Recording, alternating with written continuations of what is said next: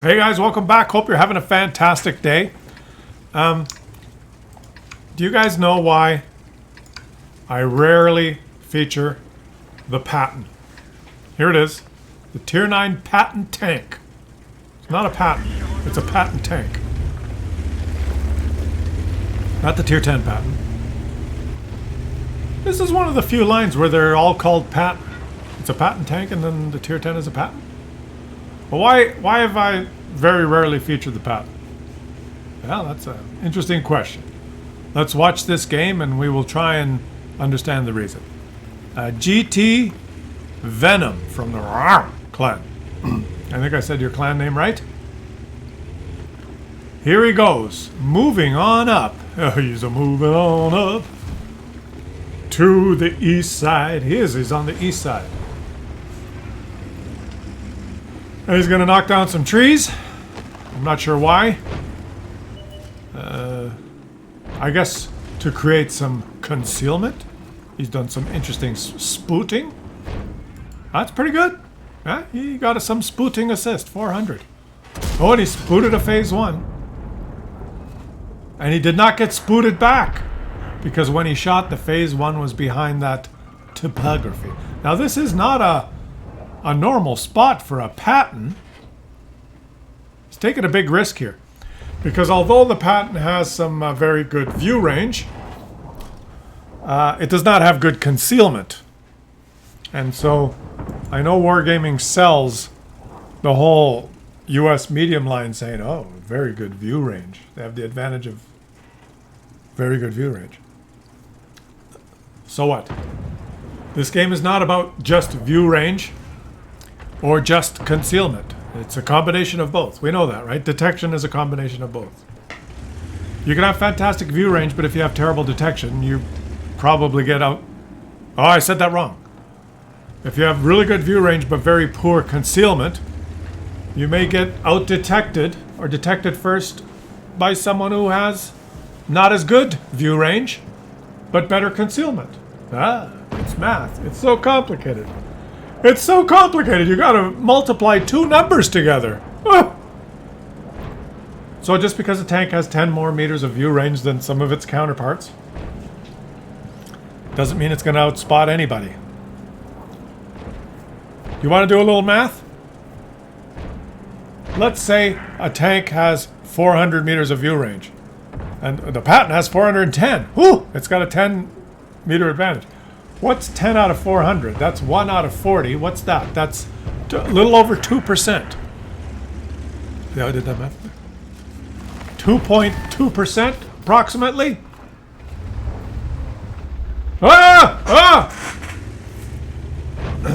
So he has a tank could, I'm just hypothetically, I pulled those numbers out of my ass just to make a point. So you got 2%. Let's round to 2%. You got 2% more view range. Okay. You got 2% more view range. You're a heavy tank. Or you're this tank. You got 15% concealment. But the Russian medium that you're trying to detect has a 29% concealment. Let's say 30.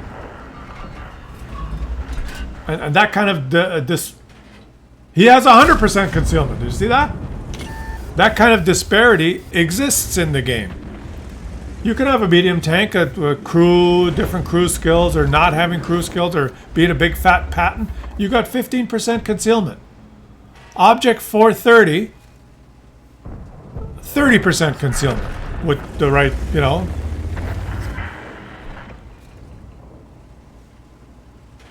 $30 is 100% more than 15. So you got 2% more view range, but 50% less concealment.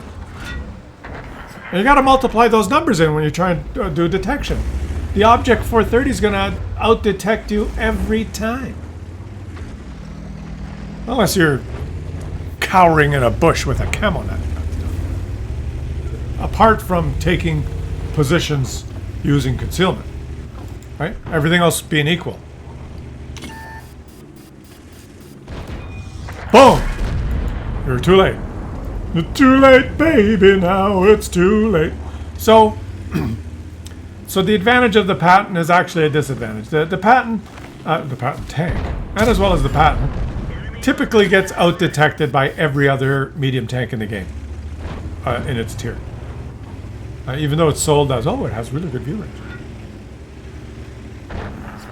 Is that the reason I rarely show the Patton games? They killed our driver. We're covering his position. No, that's not the only reason. There are more reasons.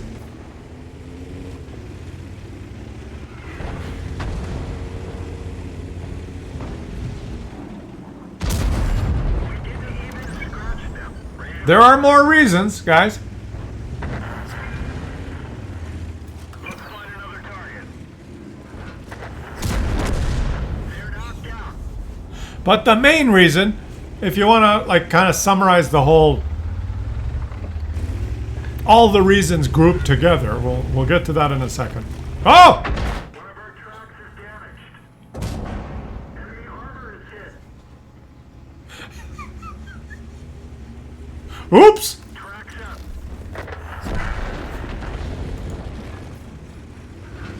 I'll tell you what the main reason is, okay? I'll tell you why. Enemy armor is damaged. So we're watching this game, right? We can all agree that this was a pretty crappy game. I mean, he did okay. He might get another shot here. As the Char Futur concentrates on someone else, okay, gets another good shot. But pretty shitty game, right? I mean, anyone could have had that game. And that's all you need in the Patton to get Ace Tanker. Ace Tanker for 2,842 damage. And 2 kills. Oh, but Claus, he did 2,900 spooting assist. Yeah, whatever. That's an Ace Tanker performance because, let's face it, the Patton tank sucks. That's why we don't feature it very often. So now we know why I don't feature the Patton very often, and the reason was because it sucks. And now another question.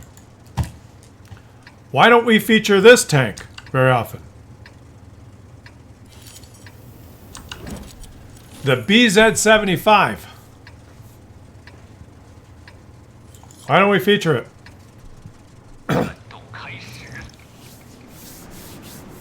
Well, because it's stupid.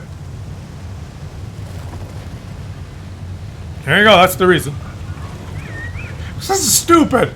Rocket boosting stupidity.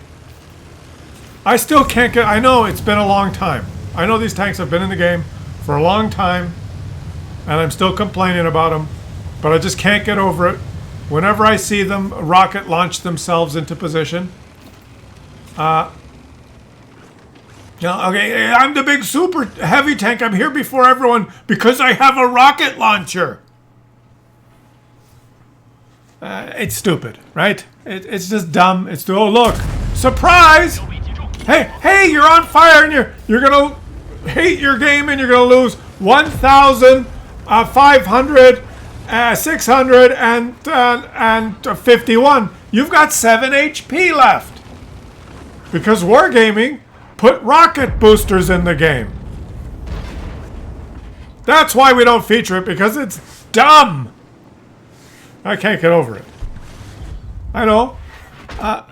Usually what happens is, even if something's dumb, after a while, you kind of get used to the dumbness, and you become oblivious to the dumbness. This is true not just in World of Tanks, but in the world. We just become oblivious to the nonsense and garbage that's spewed at us from every angle in every aspect of life. It's like boiling a frog slowly. Eventually the frog gets boiled and is dead. But the frog doesn't notice, because when the frog hopped into the pot, it was a nice, cool, refreshing... It was hot outside, and he hopped into a nice, cool pot of water and went, oh, I like it in here. And you put the flame on low and start adding the BS, and the frog doesn't notice. eventually the frog boils to death. That's this game. And a lot of other things on Earth. We are frogs being slowly boiled to death. And we don't know it. Most of us forget. But I don't. I see it immediately. And I call out the BS. And I say, right from the beginning, when this abomination was introduced into the game, and why is there a cubbyhole here where he can sit and shoot everyone from up above? And the only tank that can get into this cubbyhole and shoot everyone is the one with rocket launchers. All the other tanks on the team, they can come here, try and get here as fast as they can, but they can't get here faster than the tank that has rocket boosters. See, I call out the BS. It's stupid. So are wheeled vehicles. They're stupid. And they've made the game worse. It's just the way it is. But there's a lot of frogs being boiled that won't notice and will just say, it's not so bad. Come on in. Yeah, I've been in here for a while. Whew. Gotta have a lot of thick skin to be in here, but if you can't take it, it's just because you're just you're not made of the stuff we're made out of.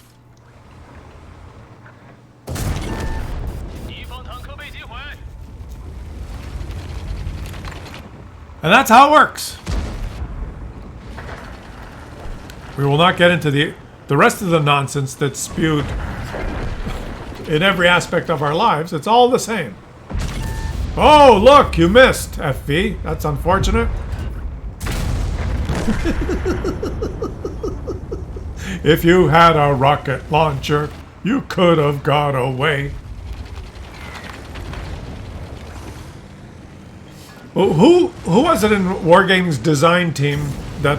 Oh, yeah! Unstuck yourself with the rocket booster! Yeah, that makes sense. He drove like a muppet and got himself stuck, but he rocket boosted himself into safety. And now? Boom. Who was it on Wargaming's design team that put that high cover spot where you could just shoot down on everyone? Who was it that designed that? To give the team on that side of the spawn, the teammate, the player with the rocket booster, the advantage of circle him like a light tank. Engage the rocket booster.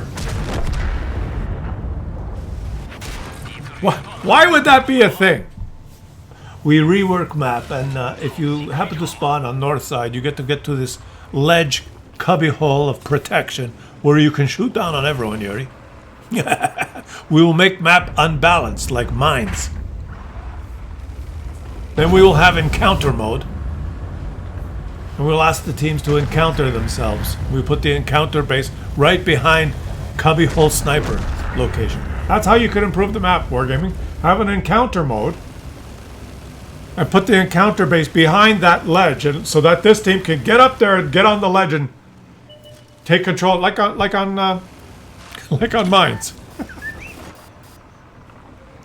and then let it play out like that for about 11 years. Mines is balanced. Come on. If you get one spawn, you win. If you get the other spawn, you lose. It's balanced.